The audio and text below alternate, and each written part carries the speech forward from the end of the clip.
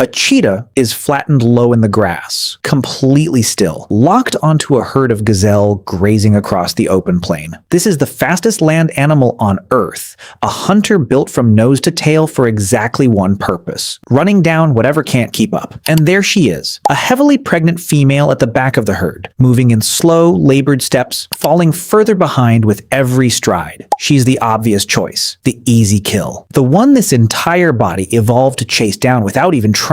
The cheetah watches her for several seconds, and then it does something that shouldn't make sense. It shifts its weight, locks onto a completely healthy adult near the front of the herd instead, and takes off after that one. Pause on that for a second, because it genuinely shouldn't happen. Nature is supposed to run on one brutal, simple rule: take the weakest one every single time. And a pregnant animal is about as textbook weak as it gets. Slower, heavier, distracted, running on borrowed energy. On paper, she's the single best target on the entire savanna. And yet, across dozens of completely unrelated predator species on multiple continents, the same pattern keeps showing up. The easy target gets skipped. When researchers actually dug into why, the explanation turned out to be considerably stranger and considerably more precise than anyone expected going in. Stick around, because the last part of this story isn't really about zebras at all. It's about something running inside your own head right now that you've probably never once noticed. Picture this scene instead. Dry season.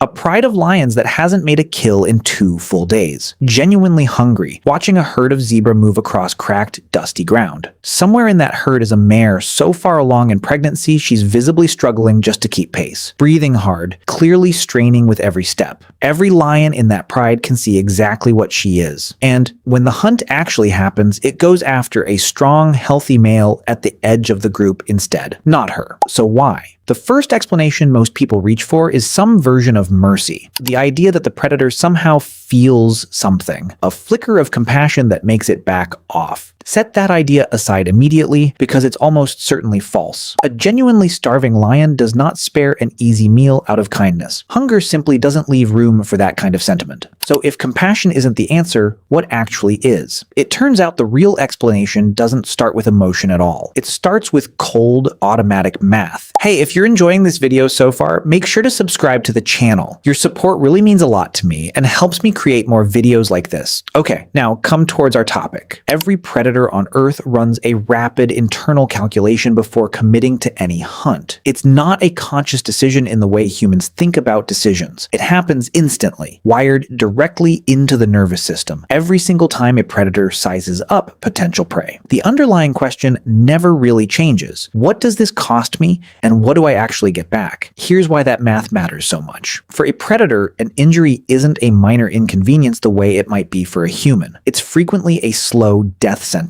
A cracked rib from a well-placed kick, a torn muscle, a snapped tendon, any one of those can mean the difference between hunting successfully next week and starving to death, because you physically can't chase anything anymore. So predators aren't actually optimizing for weakest target available. They're optimizing for something more specific: maximum meat, minimum risk of getting hurt in the process. And that distinction turns out to be exactly where a pregnant target quietly stops looking like such an easy win. Here's the first major piece of the puzzle. Watch what actually happens inside a herd the moment a pregnant member becomes a predator's focus, and you'll notice something immediately. The herd doesn't scatter and abandon her. It reorganizes around her. Elephants execute this with something close to military precision. The pregnant female gets moved into the center of the group, while the largest, strongest adults turn outward and form a solid ring facing every direction at once. Within seconds, one slow, exposed animal has transformed into several tons of coordinated muscle with no vulnerable angle left to exploit. Almost nothing on the savanna can break through that formation. It's not just elephants either. Musk oxen form a nearly identical defensive circle, horns facing outward, vulnerable members sealed safely inside. Cape buffalo take the strategy a step further and go fully on the offensive. A herd will actually wheel around and charge directly at attacking lions to physically pull a member back out of their grip, and this behavior has been documented on camera, succeeding. The moment a predator zeroes in on the weak target, that target frequently becomes the single most heavily protected animal in the entire group.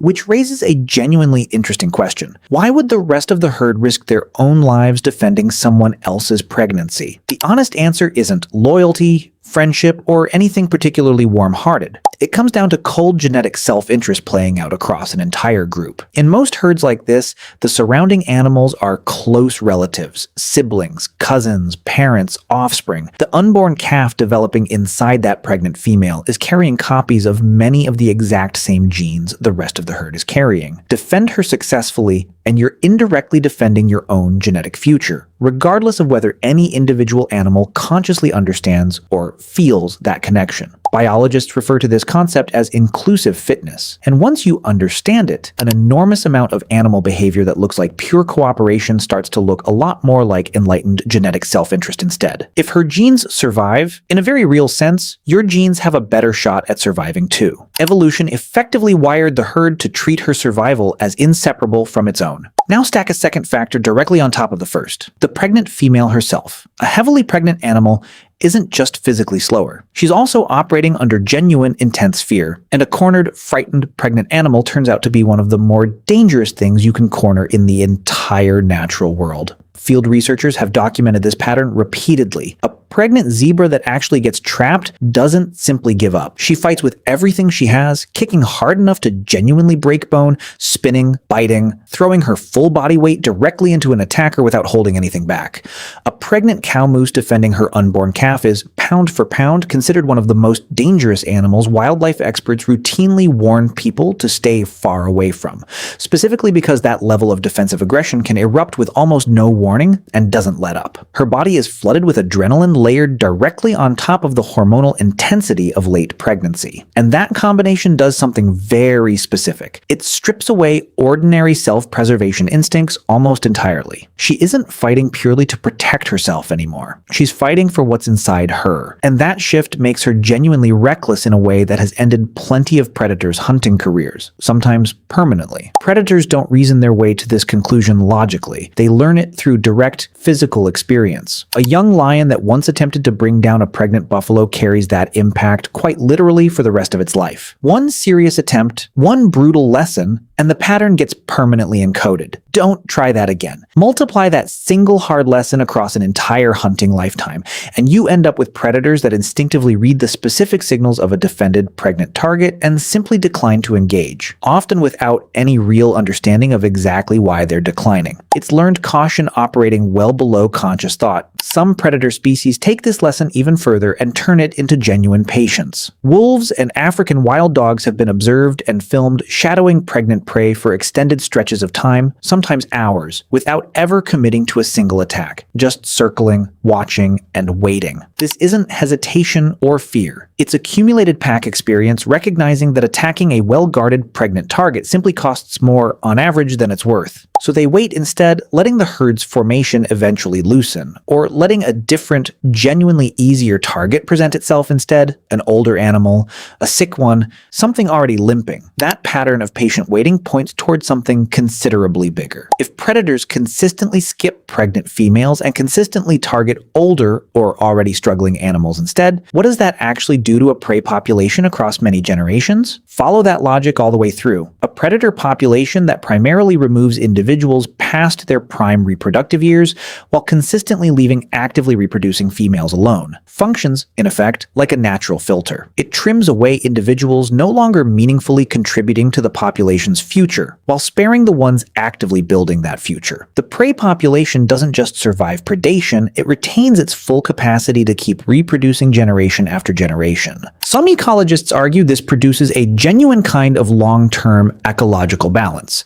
Not because any individual predator consciously plans it or cares about the outcome, but because reckless hunters who repeatedly killed breeding females and burned through their local food supply eventually starved themselves out and left fewer descendants, while more cautious hunters survived and passed that same instinctive caution forward. It's worth being fully honest here. This specific idea remains genuinely contested within modern ecology. Plenty of researchers push back against it directly. Others point toward ecosystems where predator and prey populations have remained remarkably stable across many centuries, and argue the pattern is real and measurable. That broader debate isn't fully settled. What isn't seriously disputed, though, is the individual hunting data itself. Pregnant animals get targeted, noticeably less often than their raw physical vulnerability alone would predict. There's one final layer to all of this, and it's the part that should genuinely make you pause, because at this point it stops being a story about zebras at all. You're not a gazelle, you're not a wildebeest,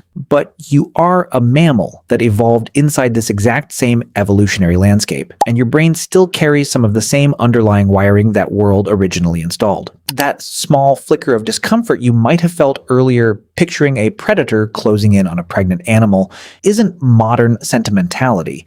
That's considerably older programming quietly running in the background. Look across human cultures, spanning every continent, every era, wildly different languages, belief systems, and legal codes, and you'll find the same underlying rule embedded again and again. Protect the pregnant one. Researchers studying behavioral patterns that repeat consistently across unrelated human cultures treat this specific instinct as one of the clearest fingerprints of a genuinely evolved moral impulse. You didn't consciously choose to feel this. The underlying hardware for it came pre-installed. And the reason traces back to exactly the same logic driving the herd to physically encircle its own pregnant members. Protecting a group's pregnant individuals is, in a very direct sense, protecting that entire group's future. The ancestors who felt that specific protective pull tended to leave behind more surviving descendants than those who didn't, which means you exist right now, reading this, at least partly because the people you descend from consistently protected their own pregnant members. And here's the genuinely strange part to sit with. You live in a world with no lions waiting at your door anymore. The open savanna most of this wiring evolved for is long gone. But the underlying circuitry never actually left. That sudden instinctive pull you feel to shield something vulnerable, a visibly pregnant stranger standing too close to a subway platform edge,